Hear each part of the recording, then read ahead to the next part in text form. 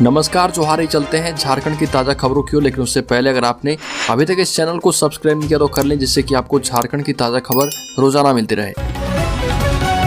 पहली बड़ी खबर, Jharkhand academic council matric inter की टर्म 1 परीक्षा में करेगा बदलाव।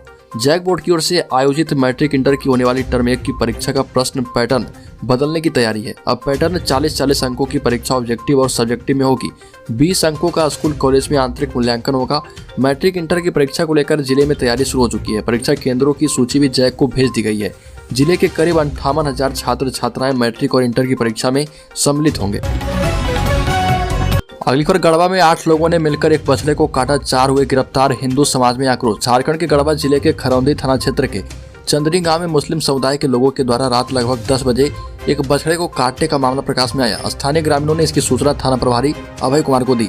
सूचना पर थाना प्रभारी दलबल के साथ घटना स्थल पर पहुंचकर काटे गए बछड़े के अवशेष को बरामद किया। पुलिस के आने की सूचना पाकर बच्चे को काट रहे लोग भागने लगे, लेकिन घटना को अंजाम देने वाले मनोबर अंसारी, अजमेर अंसारी, नसरूम अंसारी एवं अजमेर अंसारी के दामाद को पुलिस ने पकड़कर थाने ले आई है।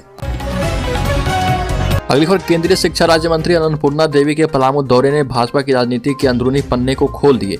2 दिवसीय दौरे के दौरान महत्वपूर्ण और महत्वाकांक्षी शख्सियतों ने भविष्य की राजनीति को लक्ष्य कर मंत्री को साधने की कोशिश की। इस दौरान जमकर भोज की राजनीति हुई और इससे सांसद बीडी राम और छतरपुर की विधायक पुष्पा देवी के पति पूर्व सांसद मनोज भूइयां के बीच के रिश्ते सामने आ गए।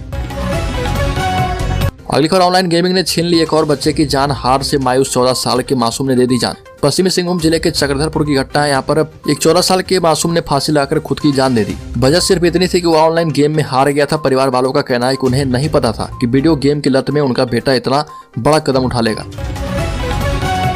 अगली खबर, झारखंड के विश्वविद्यालयों में अधिकारियों के कई महत्वपूर्ण पद हैं खाली, 32 में से इतने रिक्त हैं। झारखंड के विश्वविद्यालय में अधिकारियों के भी कई महत्वपूर्ण पद खाली हैं। 32 में से 22 से अधिक पद रिक्त हैं। नियमित नियुक्ति नहीं होने से इन पदों पर प्रभारियों के भरोसे काम दिया जा रहा। विनोद बिहारी महतो कोयलांचल विश्वविद्यालय के रजिस्ट्रार डॉक्टर विकास कुमार एवं वित्त पदाधिकारी ने अपने पद से इस्तीफा दे दिया है। रांची विश्वविद्यालय में रजिस्ट्रार के पद पर फिलहाल डॉक्टर मुकुंद चंद्र मेहता प्रभार में है। इसी प्रकार वित्त पदाधिकारी के पद पर डॉक्टर KNN सादे प्रभार में है। अगली खबर, झारखंड में सीएम एवं एडीजी की समीक्षा के बाद खोली पुलिस की नींद, FSL रिपोर्ट प्राप्त करने जाएगी टीम। राजधानी में वर्षों पुराने लंबित केस में अनुसंधान के पूरा करने के लिए मुख्यमंत्री के निर्देश और एडीजी अभियान की समीक्षा के बाद केस में FSL रिपोर्ट हासिल करने के लिए अब रांची पुलिस की नींद खुली है। अनुसंधान के लिए लंबित केस में केंद्रीय विश्वविद्यालय विधि विज्ञान प्रयोगशाला CFSL से रिपोर्ट हासिल करने के लिए DSP मुख्यालय प्रथम नीरज को नोडल अधिकारी बनाया गया है। अगली खबर, झारखंड में ट्रेन से कटकर युवक की आत्महत्या का वीडियो सोशल मीडिया में वायरल। झारखंड में ट्रेन से कटकर एक युवक ने आत्महत्या कर ली। इस घटना का वीडियो सोशल मीडिया में वायरल हो गया। 5 सेकंड के इस वीडियो में दिख रहा कि एक युवक रांची लोहरदगा ट्रेन की विपरीत दिशा से रेलवे ट्रैक पर आगे बढ़ रहा। ट्रेन के ड्राइवर ने हॉर्न बजाया, लेकिन युवक आगे बढ़ता गया। रेलवे लाइन के आसपास खड़े कुछ लोगों ने भी आवाज लगाई, लेकिन युवक रुका नहीं। अगली खबर, आदिम जनजाति पहाड़िया समुदाय की बच्ची से रेप, 8वीं की छात्रा से दुष्कर्म किया गया। झारखंड में बेटियों के साथ अत्याचार के मामले थमने का नाम नहीं ले रहे। पलामू जिले में कस्तूरबा गांधी विद्यालय की 8वीं की छात्रा के साथ दुष्कर्म का मामला सामने आया। यहाँ रहने वाली आदिम जनजाति पहाड़िया समुदाय की 8वीं कक्षा की 13 वर्षीय छात्रा के साथ वारदात को अंजाम दिया गया। आरोपी युवक भी इसी गाँव का रहने वाला है। उसकी पहचान सनोज पासवान के रूप में की गई। आरोप है कि छात्रा परीक्षा देकर घर लौट रही थी। इसी दौरान आरोपी ने उसे घर छोड़ने का झांसा देकर सुनसान जंगल में ले जाकर दुष्कर्म किया। अगली खबर, झारखंड के किसानों को बड़ी राहत। मुख्यमंत्री सुखाड़ योजना के तहत झारखंड के मुख्यमंत्री हेमंत सोरेन और राज्य सरकार सुखाड़ प्रभावित किसानों को लेकर काफी संवेदनशील है। किसानों के चेहरे पर मुस्कान आए, इसके लिए सभी को प्रयास करने के निर्देश दिए गए। मुख्यमंत्री सुखाड़ राहत योजना के लिए अब CSC को 40 रुपये नहीं देने होंगे। सरकार इसका भुगतान करेगी। कृषि मंत्री बादल पत्रलेख ने नेपाल हाउस स्थित NIC सभागार में उपायुक्तों और जिला कृषि अधिकारियों से वीडियो कॉन्फ्रेंसिंग के माध्यम से विभागीय समीक्षा के दौरान ये बातें कही। अगली खबर, पारा शिक्षकों को मिल सकती है बड़ी खुशखबरी, पेंशन समेत कई सुविधाओं का मिलेगा लाभ। राज्य के प्राथमिक एवं मध्य विद्यालय में शिक्षक नियुक्ति में अब केवल सहायक अध्यापक के लिए ही सीट आरक्षित रहेंगी। कुल नियुक्ति में 50% 36 आरक्षण दिया जाएगा। शिक्षा मंत्री जगन्नाथ महतो ने रूल बुक में बदलाव की सहमति दे दी है। शिक्षा विभाग के द्वारा प्रस्ताव कैबिनेट को भेजा जाएगा। इसके अलावा पारा शिक्षकों को PF कल्याण कोष अनुकंपा पर नौकरी को लेकर 28 नवम्बर को बैठक होगी। पारा शिक्षकों के PF से जुड़ने पर उन्हें पेंशन का लाभ मिलेगा। राज्य में लगभग 60,000 पारा शिक्षक कार्य कर रहे हैं। इस वर्ष जून में सहायक आचार्य उन्हें बनाया गया था।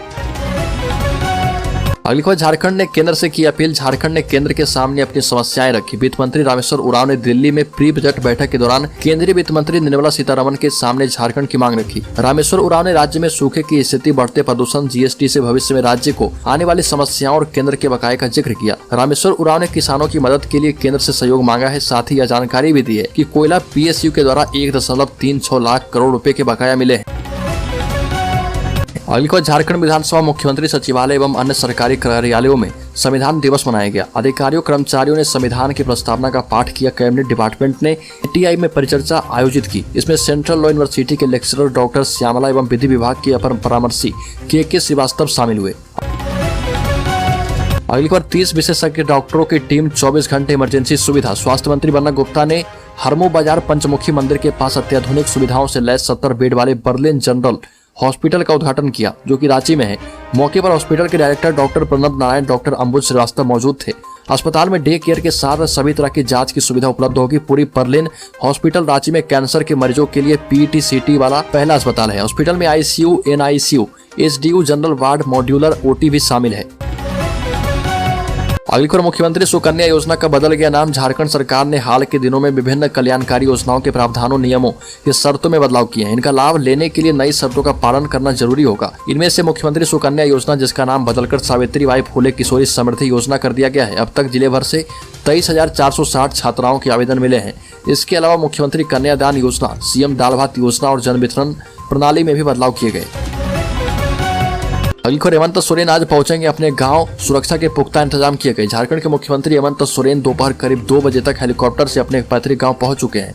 रामगढ़ जिले के गोला प्रखंड अंतर्गत नेमरा गांव में उनके दादा स्वर्गीय सोबरन सोरेन के शहादत दिवस पर कार्यक्रम आयोजित किया गया है। उनके दादा स्वर्गीय सोबरन सोरेन की महाजनों ने हत्या कर दी थी। प्रत्येक वर्ष शहादत दिवस पर नेमरा अंतर्गत लुकैया टाड़ में कार्यक्रम आयोजित किया जाता है। अगली खबर, झारखंड के गढ़वा जिले के श्रीवंशीधर नगर प्रखंड अंतर्गत कोल झेंकी पंचायत के मुखिया अजय प्रसाद गुप्ता को दोपहर करीब 12 बजे 15,000 रुपये रिश्वत लेते मेदिनी नगर पलामू से आई ACB की टीम ने रंगे हाथ पकड़ लिया। आवश्यक प्रक्रिया पूरी करने के बाद ACB की टीम मुखिया को गिरफ्तार कर अपने साथ मेदिनी नगर ले गई। अजय प्रसाद गुप्ता रमना बाजार में एक चाय दुकान पर कोइंदी निवासी नसबुल्लीन अंसारी से 15,000 रुपये रिश्वत ले रहे थे। अगली खबर, रिजल्ट खराब हुआ तो हेडमास्टर एवं शिक्षकों पर अब होगी कार्रवाई। सरकारी स्कूलों में 9वीं और 10वीं के परीक्षार्थियों की अगली मासिक जांच परीक्षा 28-29 नवंबर को होगी। इसको लेकर जिला शिक्षा विभाग की ओर से विद्यार्थियों के विशेष कक्षा लेने के निर्देश दिए गए। पिछले 2 महीनों की खराब परफॉर्मेंस के बाद विभाग की ओर से विद्यार्थियों के कमजोर विषयों के लिए शिक्षकों को अपने अपने विषयों की कक्षाएं लेने को कहा गया, ताकि अगली मासिक जांच में विद्यार्थी बेहतर परफॉर्मेंस कर पाए। विद्यार्थियों के परफॉर्मेंस में इस बार स्कूलों के प्रधानाचार्य के साथ ही शिक्षकों की भी जवाबदेही तय होगी। सभी स्कूलों के प्रधानाचार्य और शिक्षकों को अगले मासिक जांच के लिए विद्यार्थियों को तैयार करने को कहा गया। अगली खबर, अनुसूचित क्षेत्रों में असंवैधानिक ढंग से लाया गया नगर निकाय। बड़ी बात कही गई है। ABM के द्वारा झारखंड सरकार ने अनुसूचित क्षेत्रों में असंवैधानिक ढंग से सामान्य पंचायत और नगर निगम स्थापित कर दिया है। इसके जनजातीय के कस्टमरी लॉ, परंपरागत रीति रिवाज और प्रशासनिक व्यवस्था पर संकट उत्पन्न हो गया है। यह बात संविधान दिवस के अवसर पर आदिवासी बुद्धिजीवी मंच के संयोजक विक्टर माल्टो, प्रभाकर कुज्जूर, मेडलिन तिर्की एवं रतन मुंडा ने प्रेस क्लब में संवाददाताओं से कही। अगली बार, झारखंड सरकार का केंद्र के पास करोड़ों बकाया। कंपनसेशन बढ़ाने की भी उठी मांग। आपको बता दें कि झारखंड सरकार लगातार केंद्र सरकार से अपने बकाये भुगतान की मांग को लेकर आवाज बुलंद कर रही है। दिल्ली की बैठक में भाग लेकर वापस लौटे वित्त मंत्री रामेश्वर उरांव ने बताया कि वित्त मंत्री भारत सरकार के द्वारा आहूत प्री बजट बैठक आयोजित की गई थी। बजट बनाने से पहले इस बार एक होल्डर समेत तमाम लोगों से बात होनी है और उनकी बातों को शामिल किया जाता है। इसी संबंध में बैठक हुई थी और 5 साल कंपनसेशन बढ़ाने की मांग झारखंड सरकार ने की है। अगली खबर, धनबाद का प्रदूषण स्तर यूं ही नहीं बढ़ा। इसके कई कारण है। कोयला ट्रांसपोर्टिंग के साथ ही भवन निर्माण और गाड़ियों से निकलने वाला धुआं भी प्रमुख रूप से शामिल है।